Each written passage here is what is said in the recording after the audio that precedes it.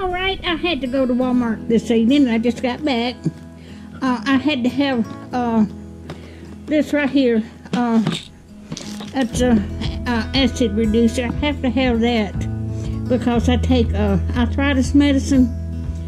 And if I didn't take it, the arthritis medicine I would have a blazing ulcer. I've had one here several years ago, and I don't want another one. Alright, I am quilting. They had 3 packs of this 100% cotton white fabric, and I was going to get more, but that's all they had. I stopped at Arby's and got me 2 Arby's sandwiches. I ate one a while ago. I needed some hot dogs. I also needed some bread. And I got me some hot dog buns. And I needed some milk. So I got me some milk. And I got me some napkins.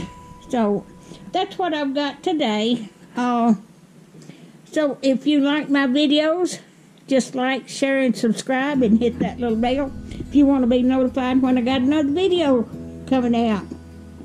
Thank y'all so much for watching, and have a good night. Thank y'all.